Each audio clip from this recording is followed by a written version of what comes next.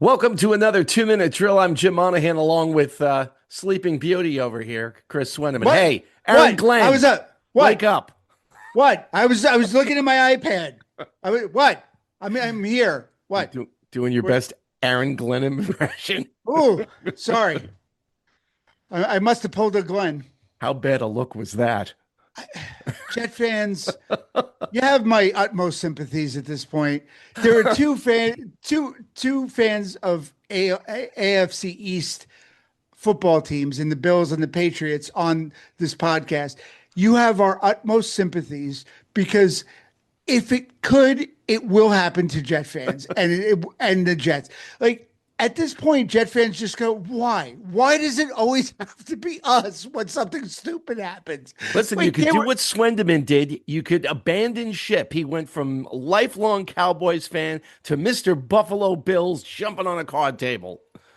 Listen, and you know what? It was the best decision I ever made. I'm happy. I enjoy my team. I enjoy the ownership. I enjoy the players.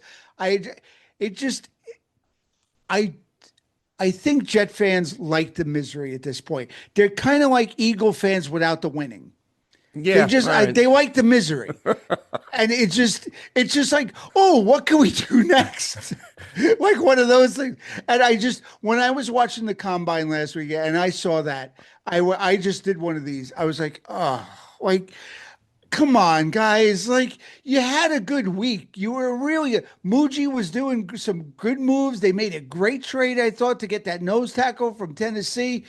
And it's like, it's the yin to the yang with the Jets. For every good thing that happens, three bad things, and everything that bad that happens to the Jets, it's like magnified by 10, and you just can't make it up.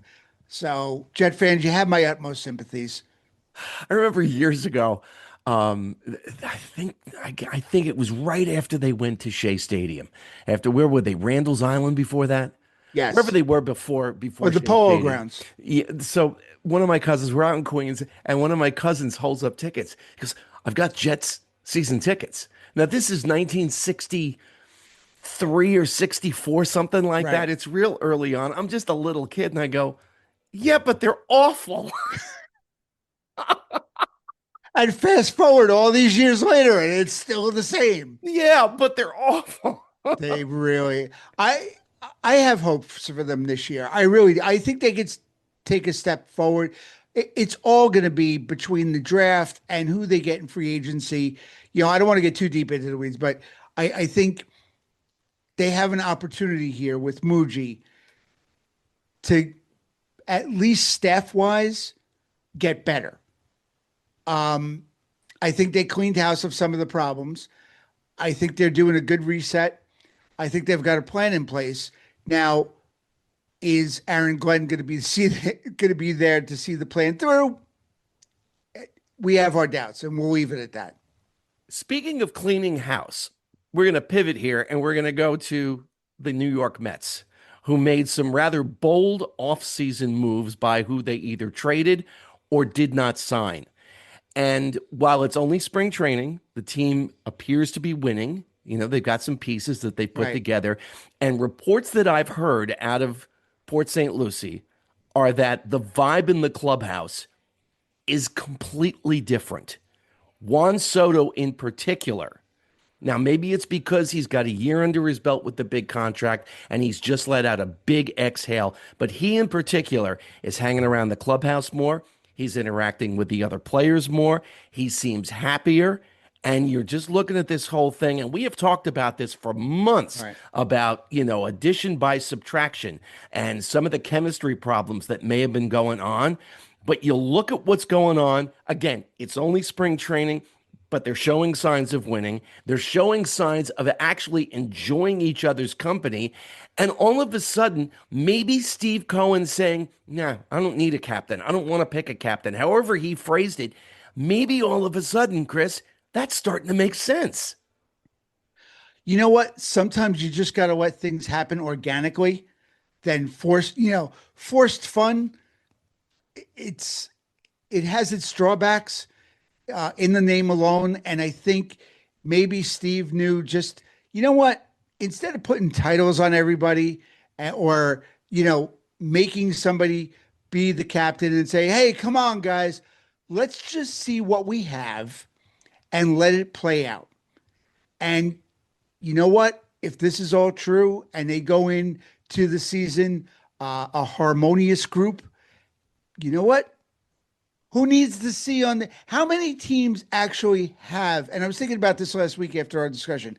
I think two teams in the league, one of them being the Yankees, have named captains. The other one is Salvador Perez, I believe, for the Kansas City Royals. Every other team doesn't really have a captain. So you know what? By and large, most teams are going to agree with Steve that he's going to hold off on naming a captain, or maybe doesn't name one at all. What's the big deal? If you have a harmonious group that gels and works together, who cares if you have a C on your jersey or not? Nobody's going to care. Let's stay with baseball. I want to talk to you about a survey that the Athletic did over the back end of February, and there were some surprising results in there. There were more than 14,000 respondents. I have no idea what the demographic of the respondents were, male, female, age. I have no idea. But I found a couple of things surprising. One was the opinion of the job that Commissioner Rob Manfred's doing. If you listen to the noise, he sucks. But according to the majority of people in this poll, he's either doing okay or really well. And I found that very interesting. One of the other things that jumped out was the overall health of the game.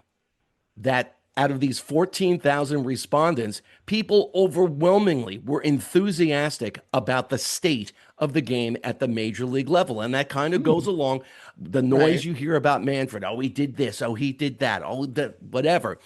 So I think those things both go hand in hand. But there were two things that really stood out. And again, no demographics involved. I have no idea. Age, gender, what have you.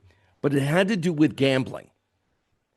And of the respondents, is betting on baseball a regular part of your fan experience? Now, think of how many ads there are for legal gambling outlets. Think of it both on television, radio, and in the ballpark.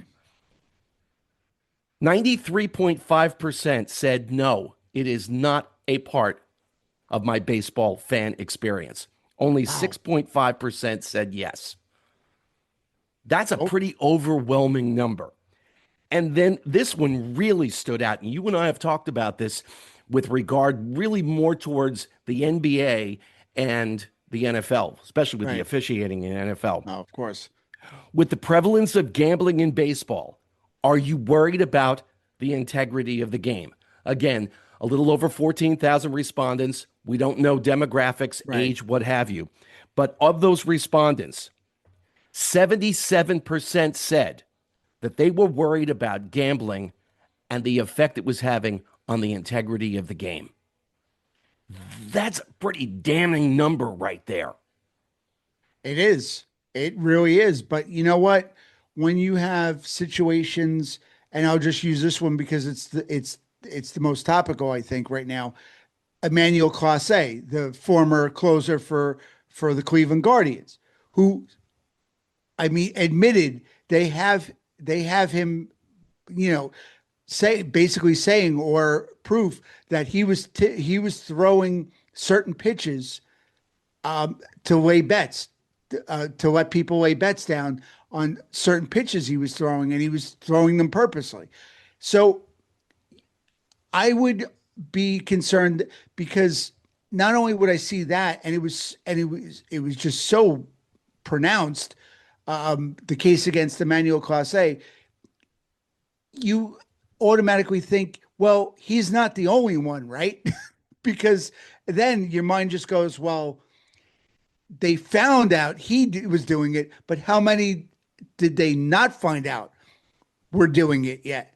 So I would be skeptical too, and I would believe in that. That number didn't shock me. Put it that way.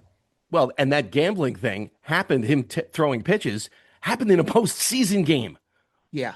At first it was just the first pitch of a game. Right. And you kind of go, well, you shouldn't be doing it, but it could be worse. Well, Right. now it's a postseason game. So, yeah, it is worse.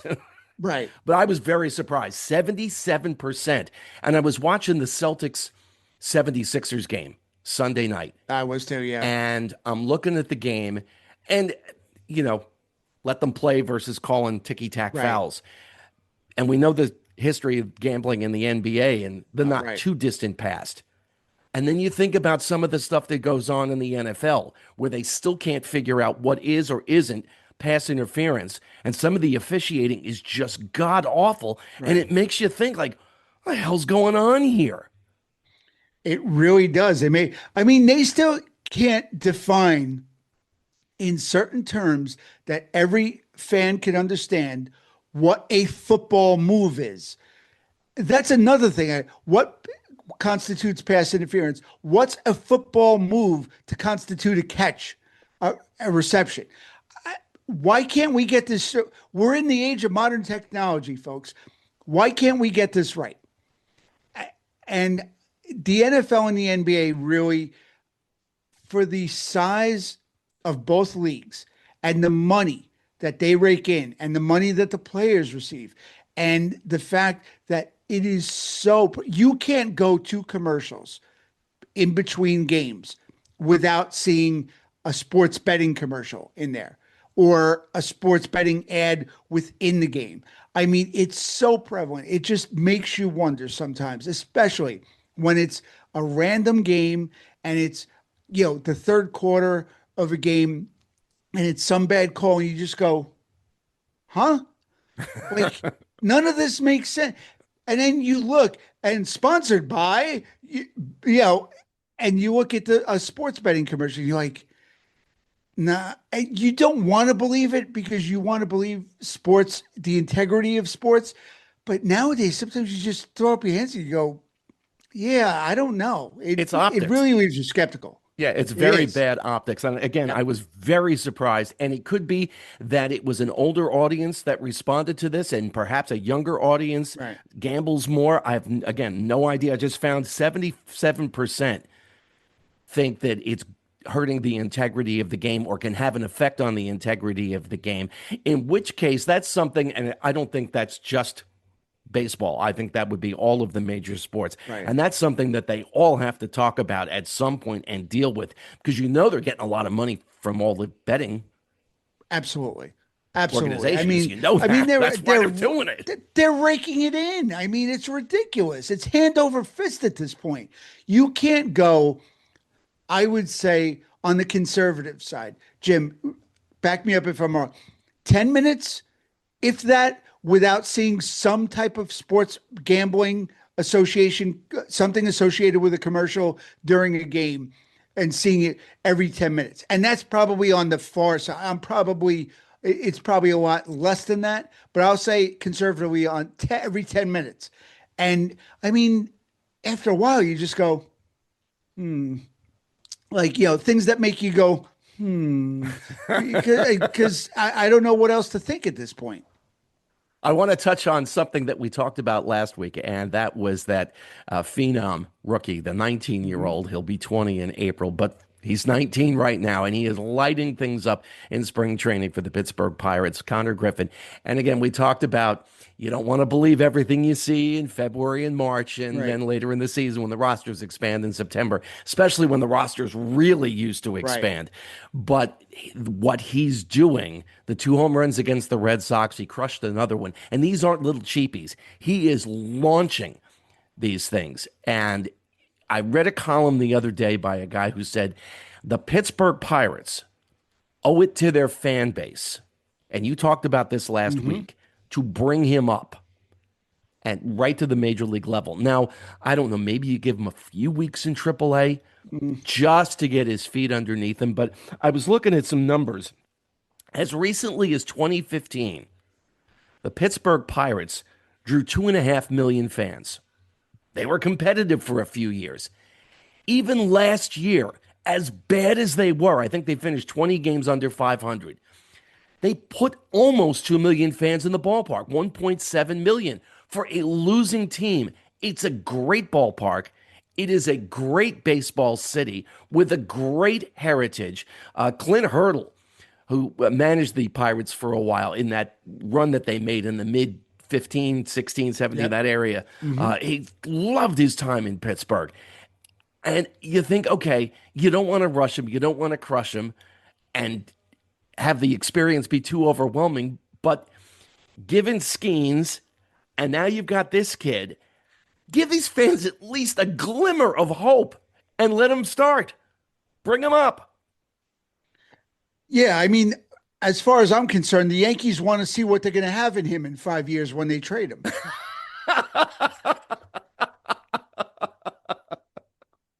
I, but I mean, seriously.